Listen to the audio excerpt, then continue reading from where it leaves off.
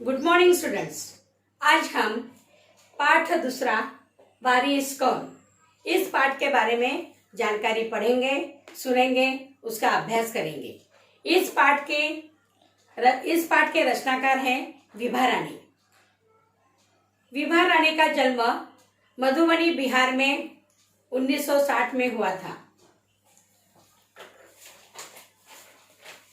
बहुआयामी प्रतिभा की धनी विभा रानी हिंदी और मैथिली साहित्य की राष्ट्रीय स्तर की लेखिका है। इन्होंने कहानी, गीत, अनुवाद, लोक साहित्य एवं नाट्य लेखन में प्रखरता से अपनी कलम चलाई। ये समकालीन फिल्म, महिला और बाल विषयों पर लोकगीत और लोक साहित्य के क्षेत्र में निरंतर काम कर रही है। चल खुश रहो घर अपने, मिथिला की लोक कथाएं, गोनू सा के किस्से, ये कहानी संग्रह, अगले जन्म मोहे बिटिया न कीजो नाटक, समरथ CAN द्विभाषी हिंदी अंग्रेजी का अनुवाद, बिल टेलर की डायरी आदि उनकी प्रमुख तथा प्रसिद्ध रचनाएं हैं। प्रस्तुत गद्य संवादात्मक कहानी है। इस कहानी में एक राजा था। उस राजा की 4 बेटियां थी।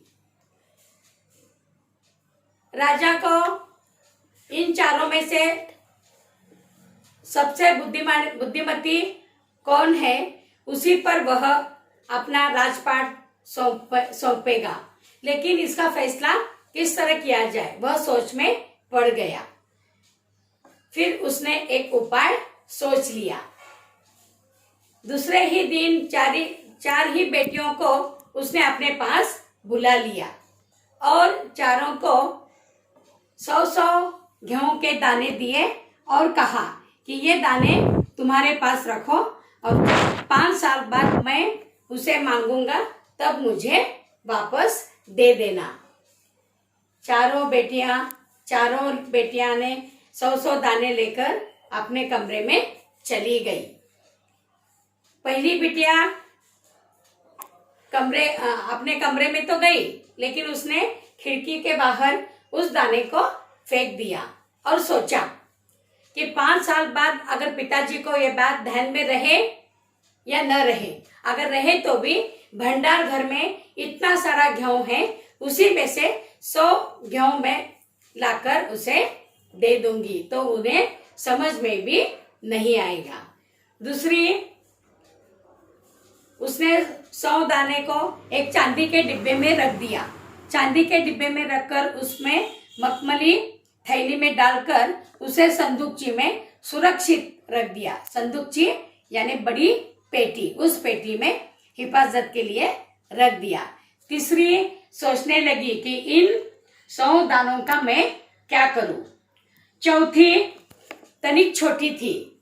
उसने सोचा कि ये 100 दाने, वे शरारत करने में मग्न थी, शरारत बहुत करती थी और उसे गेहूं के दाने भी बहुत पसंद थे। उसने उस दानों को भुनवा दिया। भुनवा यानी भाजने, भुनवा कर उसे खा डाला और खेलने चली गई। खेलने में मग्न रहती थी, बहुत शरारत करती थी।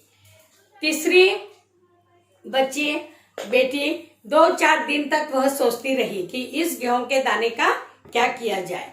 उसने आखिर सोच लिया, पिताजी ने ये 100 दाने दिए, इसके पीछे जरूर कोई ना कोई तो मकसद होगा, उद्देश्य होगा। इसीलिए उस बेटी ने क्या किया, उस कमरे के खिड़की के बाहर बहुत सारी जमीन थी। उस जमीन में उस गेहूं को बो दिया। कुछ दिनों के बाद वर्षा हो गई, अंकुर फूटे, पौधे लगे और अच्छी फसल तैयार हो गई। उस फसल से दाने भी निकल आए और उस दानों को लेकर फिर उसने बोए, फिर गेहूं निकाले। 5 साल बाद पिताजी ने चारों बेटियों को एक एक करके बुला लिया। सबसे बड़ी बेटी को बुलाया और पूछा कि वो दाने कहाँ है। झट से बड़ी बेटी ने भंडार घर से दाने लेकर आई, 100 दाने, और कहा पिताजी ये दाने लो। तब पिताजी ने कहा कि क्या ये वही दाने हैं जो मैंने 5 साल पूर्व तुम्हें दिए थे? उसने सच कहा, हाँ यही है, लेकिन वे दाने तो उसने भंडार घर से लाई थी। लेकिन जब पिताजी ने कड़का कर गुस्से से पूछा क्या वही है ये दाने, तब उसने बता दिया, सच बात क्या है वो उसने बता दी। दूसरी बेटिया को उन्होंने पूछा तुम्हारे दानों का क्या हुआ, तो उसने संदूक में से मखमल की थैली लेकर आई और चांदी का डब्बा पिताजी को दे दिया। पिताजी ने चांदी का डब्बा खोला, खोलते ही बराबर पिताजी ने पाया कि वहां पर वे दाने सड़े हुए थे, दाने सड़ गए थे।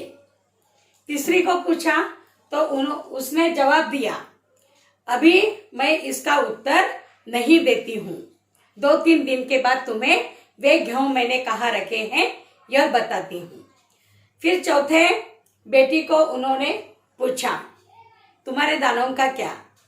तब छोटी बच्ची ने कहा वे 100 दानों का इतना क्या महत्व है, इतनी क्या चीज है, भंडार घर में तो बहुत सारा गेहूं पड़ा है। उसने कहा कि मुझे गेहूं के दाने बहुत पसंद थे और मैंने उसे भुनवा कर खा डाले। फिर तीसरी बच्ची दूसरे दिन राजा के पास आई और कहा कि चलो जहां पर ये मैंने 100 दानों गेहूं के 100 दाने रखे थे वहां पर मैं ले जाती हूँ। राजा रथ में बैठकर निकल पड़े, नगर अपने घर से बाहर निकलते पड़े और उन्होंने कहा अरे ये 100 दाने के इस चक्कर में तुम मुझे कहाँ कहाँ चक्कर लगवाओगी। ऐसा कहते ही थोड़ा आगे जाने के बाद राजा को हरे भरे खेत गेहूं की फसल उन्हें दिखाई दी। तब बेटी वहां गई और कहा कि यही वे तुम्हारे 100 दाने हैं जो तुमने मुझे 5 साल पूर्व दिए थे। धान को देखकर, फसल को देखकर राजा बहुत खुश हुआ और उसने कहा अरे वाह क्या अच्छी फसल है। तब बेटी ने बता दिया मैंने आपने दिए 100 दानों का दाने बो दिए, फिर फसल आई, फिर दाने निकाले, फिर बोए, फिर फसल आई। यह बात सुनते ही राजा खुश हुआ। राजा ने बेटी को गले से लगाया और वह निश्चिंत हो गया कि अब अपना सारा राजपाट उस बुद्धिमती लड़की को वह सौंपेगा। तो वारिस यानी उत्तराधिकारी, माँ बाप के बाद में जो जायदाद, जो प्रॉपर्टी, जो एस्टेट रहती है उसके अधिकार उनके, जैसे हम इंग्लिश में उसे नॉमिनी कहते हैं, तो पूरी जायदाद बच्चों के नाम हो जाती है। तो ये 4 बेटियों में से तीसरे नंबर वाली बेटी वारिस बन गई। वारिस का मतलब है उत्तराधिकारी। तो कहानी समझ में आ गई। तो इस कहानी से लेखिका का कहना है कि हमें भी बुद्धिमत्ता से समय और साधन का सही उपयोग करना चाहिए। जो समय और साधन का सही उपयोग करेंगे वे ही जीवन में सफल हो जाएंगे, वे ही सफलता की मंजिल तक पहुंच जाएंगे। तो बच्चों, जीवन में समय का बहुत बड़ा महत्व होता है। समय बड़ा बलवान है। समय हमारे लिए रुकता नहीं, उसके साथ हमें चलना होता है। उसी के साथ साथ हमें साधन का भी सही उपयोग करना चाहिए। जो समय और साधन का सही उपयोग करेंगे वे ही जीवन में आगे बढ़ते रहेंगे, उन्हीं की तरक्की होगी। तो यही कहानी मैंने पाठ कहानी के रूप में तुम्हें बता दिया है। समझ में आ गया? अभी घर पर वारिस कौन यह पाठ पढ़ो, उसके बाद वर्ग पाठ में इसके शब्दार्थ यानी शब्द वाटिका तुम्हें लिखनी है।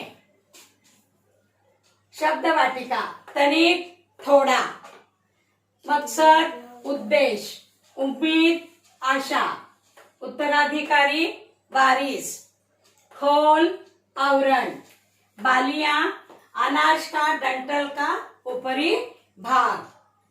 बालियां, अनाजों का डंठल का ऊपरी भाग। बुद्धिमती, अक्लमंद, होशियारी। भंडार, गोदाम, अनाज रखने का डिब्बा जिसे हम कोठी कहते हैं। संदूकची, छोटी पेटी। सुरक्षा, हिफाजत। पाठ में आए हुए मुहावरों को भी तुम्हें वर्ग पाठ में लिखना होगा। नंबर 1, चक्कर में पड़ जाना, दुविधा में पड़ना। नंबर 2, गले लगना, प्यार से मिलना। तो आज वर्ग पाठ में ये शब्द वाटिका मुहावरों का अर्थ लिखो। एक बार बड़ों के सामने बैठकर इस पाठ का वाचन भी करो। इसके पहले की कविता तो तुमने लिखी ही होगी। कविता के प्रश्न उत्तर, शब्द वाटिका और कविता तुम्हें पढ़नी है फिर से एक बार। समझ में आ गया? धन्यवाद।